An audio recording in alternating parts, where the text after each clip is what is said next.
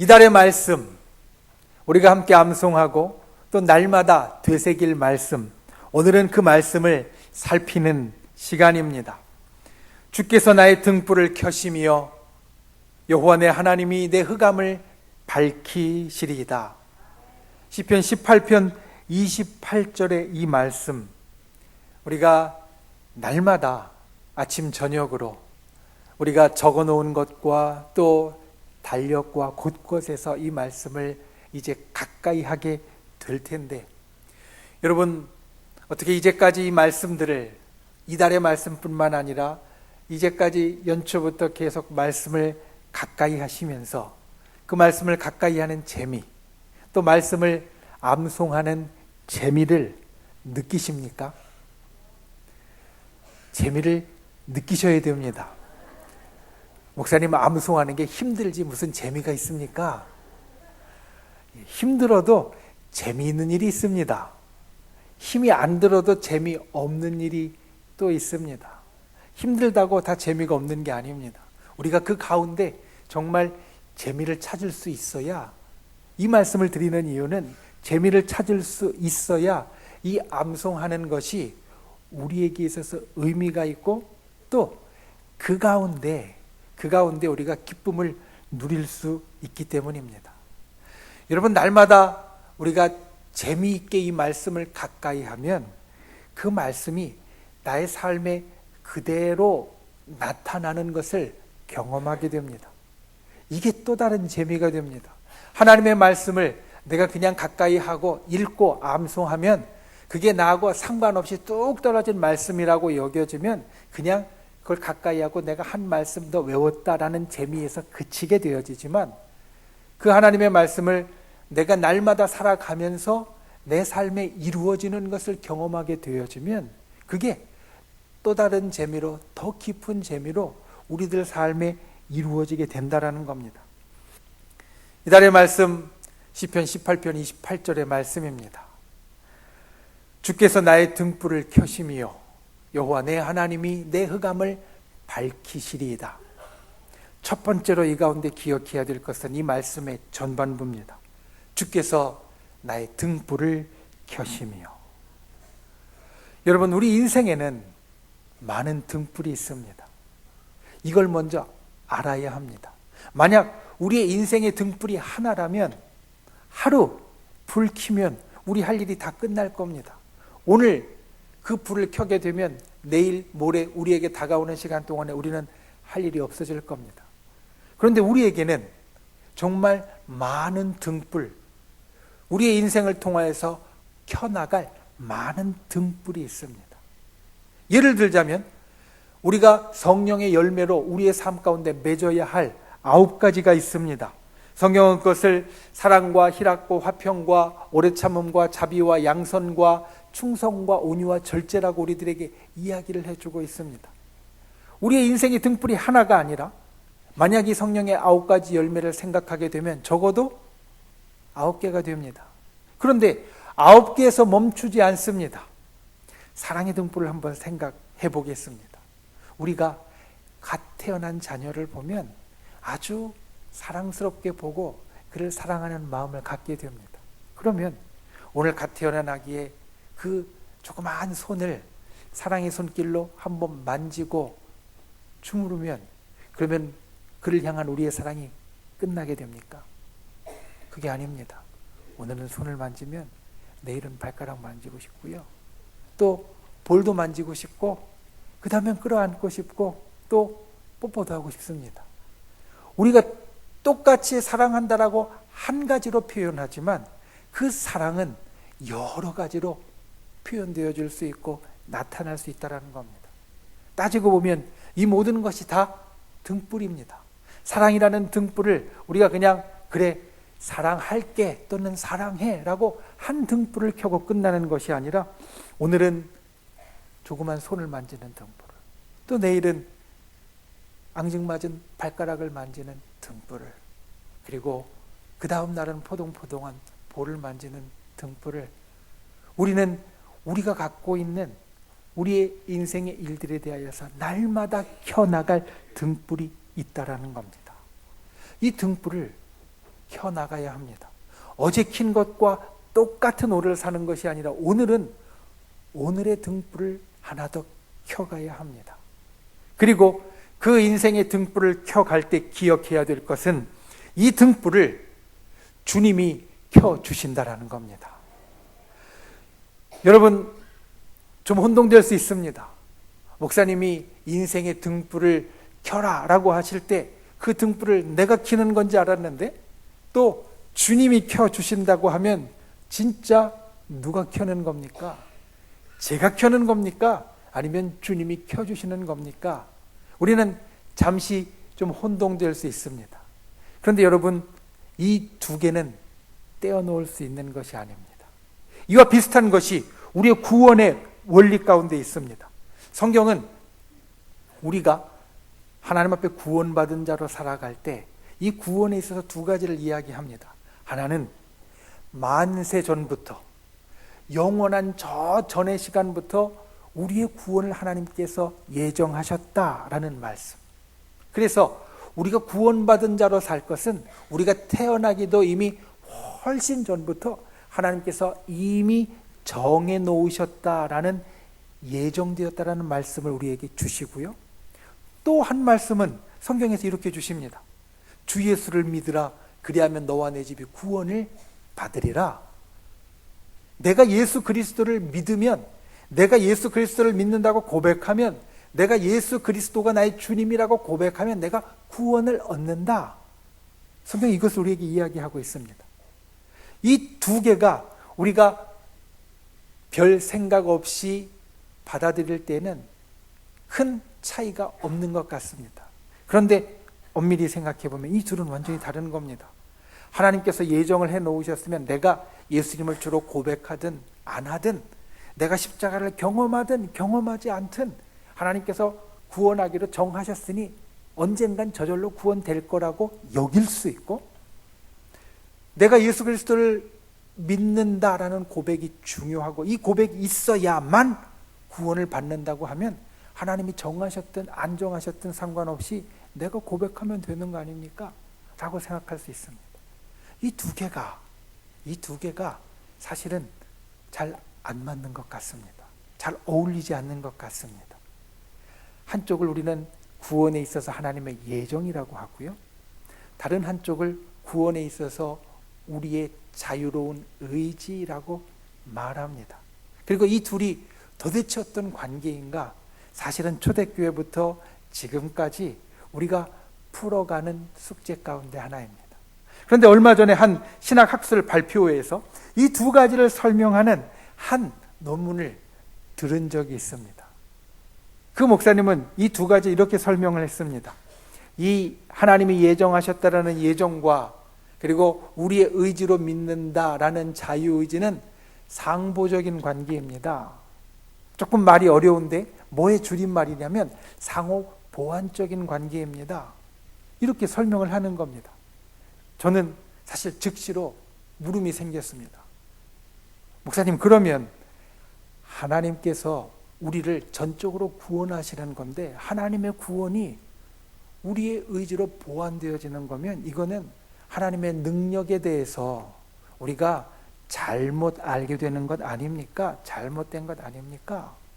이렇게 이야기를 했더니 설명을 하시는데 그 설명하는 게 이해가 됐습니다. 이렇게 설명을 합니다. 목사님, 그렇게 생각하실 수도 있지만 이 상보적이라는 말은 본래 어디서 나온 말이냐면 양자역학에서 나온 말입니다. 라고 이야기를 하는 겁니다. 말이 좀 어렵습니다. 우리가 쉽게 설명하면 빛이 마치 물결처럼, 가령 우리가 불이 환하게 켜 있는 방과 그리고 불이 꺼져 있는 깜깜한 거실이 있을 때 문을 열어놓으면 우리가 문을 열어놓은 그 부분만 밝혀지는 게 아니라 옆에까지 이렇게 빛이 밝혀집니다.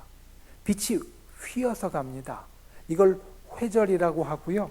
그리고 서로 이 회절이 되면서 다른 빛들과 간섭도 일으킵니다. 이게 마치 물결이, 장애물이 있어도 뒤에 돌아가는 것 같이 파동과 같다라는 겁니다.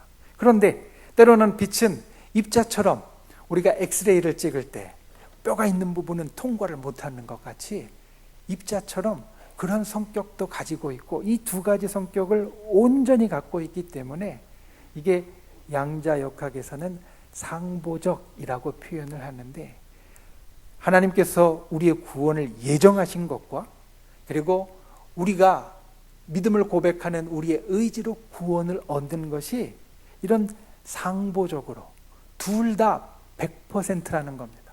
우리 구원에 있어서 하나님의 예정도 100%이고 우리의 의지도 100%이고 이 두 가지는 서로 부딪히고 서로 엇갈리는 것이 아니라 하나로 통합되어지는 것이라고 설명하는 것을 들었습니다.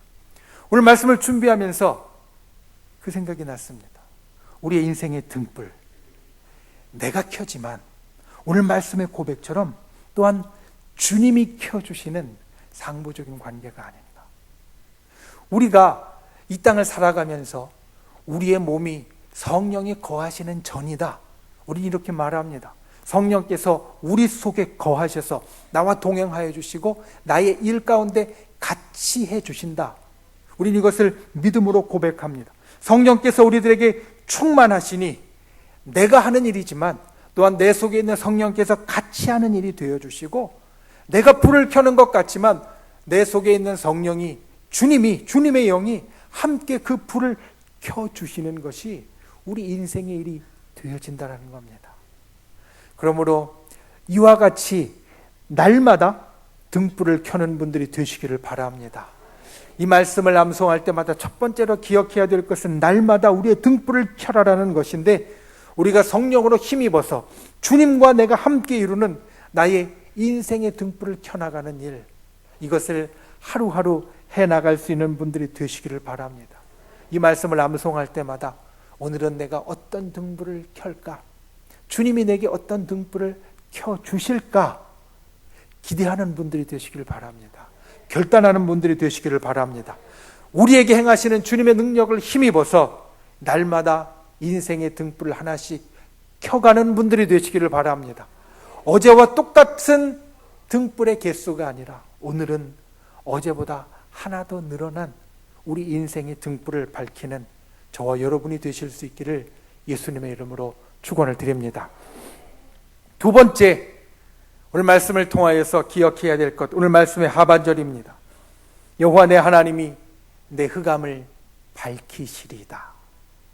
기억해야 될 것은 날마다 흑암을 밝히십시오입니다. 본래 등불이라는 말, 오늘 우리가 외우는 말씀에 나오는 이 등불이라는 말은 어떤 의미를 갖고 있느냐? 우리가 보는 진짜 빛이 나는 등불뿐만 아니라 우리 속에 있는 생명의 빛을 의미합니다. 여기에서 나오는 등불은 우리의 눈으로 보이는 전구의 등불뿐만 아니라 우리 속에 있는 생명의 빛을 의미하고, 흑암이라는 것은 단순히 깜깜하고 어두운 것을 말하는 것이 아니라 우리의 인생의 이 생명의 빛이 어두워지는 우리 인생의 흑암, 우리 인생의 어두움을 의미한다라는 겁니다. 우리가 볼 때에는 나는 걱정이 많고 내 옆에 있는 분은 얼굴이 밝아서 걱정 하나도 없는 것 같지만, 여러분, 이 땅을 살면서 인생에 흑암이 없는 사람은 아무도 없습니다. 저도, 여러분도, 내 옆에 있는 분도, 내 앞에 뒤에 있는 분도, 어느 누구도 인생의 흑암은 반드시 있습니다. 성경에 우리보다 훨씬 더 뛰어나게 나오는 우리 신앙의 선배들, 선조들, 위대한 신앙의 위인들, 그들에게는 인생의 흑암이 없을 것 같지만, 하나님이 모든 걸 다 도와주시니 인생에 어려움 하나도 없을 것 같지만, 우리가 성경을 자세히 보면 그들에게도 때로는 우리보다 훨씬 더 깜깜한 인생의 어두움이 있었던 것을 우리는 보게 됩니다. 오늘 시편 18편은 그 서두에 이렇게 말합니다. 여호와의 종 다윗의 시다. 다윗, 아주 위대한 신앙의 인물이고 그의 삶이 우리와 비교되지 않게 찬란하게 빛나는 인물이라고 우리는 생각하지만 그의 인생에도 큰 흑암이 있었습니다. 사무엘하 13장에부터 나오는 말씀을 보면 다윗이 겪은 아주 큰 어려움을 말하고 있는데, 다윗에게는 압살롬이라는 아들이 있었습니다. 그 아들은 셋째였는데 사무엘하 14장의 표현을 보면 발바닥부터 정수리까지 흠이 전혀 없는 이스라엘 왕궁 안에서 첫 번째가는 제일의 미남이었다, 이렇게 말합니다. 그 제일의 미남, 흠이 하나도 없는 압살롬. 그런데 그 주변에 예상하지 못했던 일들이 나타납니다. 다윗의 장남 큰아들이었던 암논이 그 누이 동생인 다말을 범하였고, 배다른 동생인 다말을 범하였고, 이 다말의 동생이었던 압살롬이 결국은 이 큰형 암논을 죽이게 됩니다. 그리고 아버지가 무서워서 외가로 피신을 합니다. 그술에 있는 외가에 가서 3년 동안 도망가 있다가 다윗의 신하였던 요압의 중재를 통하여서 왕궁으로 가까스로 돌아왔지만 2년 동안 아버지를 만나지 못합니다. 아니, 아버지가 만나주질 않습니다. 결국 이 압살롬은 반란을 일으켰고 자기가 왕이라고 선언했습니다. 아버지였던 다윗은 아들에게 쫓겨서 예루살렘을 떠나게 되었고 피난을 가게 되었습니다. 압살롬은 피난 간 아버지를 끝까지 처단하겠다고, 결판을 보겠다고 쫓아가서 전쟁을 벌였고, 결국 그 전쟁에서 압살롬은 져서 도망가다가 나무에 머리가 걸려서 죽습니다. 사무엘하에 나오는 이 말씀 생각해 보면 얼마나 다윗의 인생이 어두웠는지 우리는 어렵지 않게 추측할 수 있습니다. 자녀들이 서로 죽고 죽이고, 내 자녀들이 서로 죽고 죽이고, 내 아들이 내 왕의 자리를 빼앗아서 자기가 왕이라고 선언하고 아버지를 끝까지 죽이겠다라고 쫓아오고, 도망가는 길, 피신하는 길에 일어난 일들을 보면 백성들은 그래도 자기 편이 될지 알았는데 백성들이 도망가는 이 다윗 왕을 손가락질하며 욕하고 조롱합니다. 이 모든 일이 다윗에게는 정말 깜깜했을 겁니다. 우리가 생각하는, 우리가 경험하는 인생의 흑암 그 이상으로 정말 어두웠을 겁니다. 그런데 이것이 해결되어집니다. 압살롬이 죽은 이후에 압살롬이 죽었다라고 다윗에게 보고를 합니다. 다윗은 아주 슬퍼했습니다. 아주 슬퍼하고 상심했습니다. 자기를 죽이려 했던 아들이었지만 그래도 자기 아들이었기 때문에 참 슬퍼하고 어려워했는데, 그때 그의 신하였던 요압이 다윗에게 이렇게 말합니다. 왕이시여, 그 슬픔 가운데서 이젠 벗어나서 백성들을 더욱 사랑하십시오. 그리고 예루살렘 왕궁으로 돌아오는 길에 다윗은 자기가 피난할 때 자기를 돕고 자기를 응원해 준 사람이 아니라 자기를 조롱하고 저주하고 욕한 사람들을 만납니다. 어떻게 했겠습니까? 그들을 용서하고 품어주었습니다. 백성들을 사랑하라는 그 조언을 받아들여서 그들을 다 받아주었습니다. 다윗이 인생의 흑암 가운데서 벗어날 수 있었던 것, 이 다윗의 행동을 보면 우리는 알 수 있습니다. 그가 깜깜한 인생의 흑암 가운데 있었지만 그는 하나님의 사람으로서, 하나님이 세우신 왕으로서 그가 걸어갈 길을 걸어갔습니다. 비록 자기를 배반하고 그리고 자기를 죽이려 했던 아들이었지만 그에 대한 사랑 거두지 않았고, 그리고 자기를 저주하고 자기를 비난했던 사람이었지만 자기 백성에 대한 사랑을 거두지 않았습니다. 사랑하고 품었습니다. 그랬더니 그의 인생의 흑암이 물러나고 다시 빛이 비추어졌다라는 겁니다. 우리의 인생의 흑암이 있을 때 어떨 때는 정말 깜깜하게 여겨질 때가 있습니다. 이것저것 다 해보아도 도저히 밝혀지지 않을 것 같이, 물러나지 않을 것 같이 여겨질 때가 있습니다. 여러분, 그때 오늘 이 말씀을 기억하시기 바랍니다. 여호와 내 하나님이 내 흑암을 밝히시리이다. 주님이 우리의 흑암을 밝혀주십니다. 주님이 우리의 흑암을 물리쳐 주십니다. 주님이 그 깜깜함을 빛으로 바꾸어 주십니다. 다윗을 생각하십시오. 깜깜할 때에도 다윗은 믿음의 길을 변함없이 걸어갔습니다. 깜깜하다고 다 끝났다고 시리에 빠져서 실망에 빠져서 나는 이제 믿음 버리고 하나님이 어디 계신지 모른다고 던져버리고 포기한 것이 아니라 그 아들을 사랑하는 마음과 백성들을 사랑하는 마음 변함없이 가지고 믿음의 길로 걸어갔습니다. 그리고 하나님의 도우심을 구했습니다. 우리의 인생의 길도 때로는 깜깜할 때 이 두 가지를 꼭 기억해야 합니다. 변함없이 믿음의 길을 걸어가라는 것, 그리고 하나님의 도우심을 얻을 수 있는 그 특권이 우리 하나님의 자녀들에게는 있으니 기도를 쉬지 말라는 것. 우리의 인생의 흑암 가운데 변함없이 우리가 믿음의 길을 걸어가고 하나님의 도우심을 구하는 기도를 한다면 오늘 말씀의 약속이 우리들에게 이루어질 겁니다. 이 말씀을 암송할 때마다 그와 같은 소망을 품으시는 분들이 되시기를 바랍니다. 오늘 내 인생이 깜깜한 것 같이 여겨져도 여호와 내 하나님이 내 흑암을 밝히실 것이다. 오늘 나에게 빛이 비추어질 것이다. 내가 기도할 때 하나님께서 역사하시고 능력을 베풀어 주실 것이다. 그와 같은 소망을 품고 나아가는 저와 여러분 되실 수 있기를, 이 말씀의 능력을 우리의 가슴에 담는 분들이 되시기를 예수님의 이름으로 축원을 드립니다. 말씀을 맺습니다. 주께서 나의 등불을 켜시며 여호와 내 하나님이 내 흑암을 밝히시리이다. 시편 18편 28편 이 말씀에는 반복적으로 등장하는 말이 있습니다. 어떤 말이냐면 바로 나라는 말입니다. 주께서 나의 등불을 켜시며 여호와 내 하나님이 내 흑암을 밝히시리이다.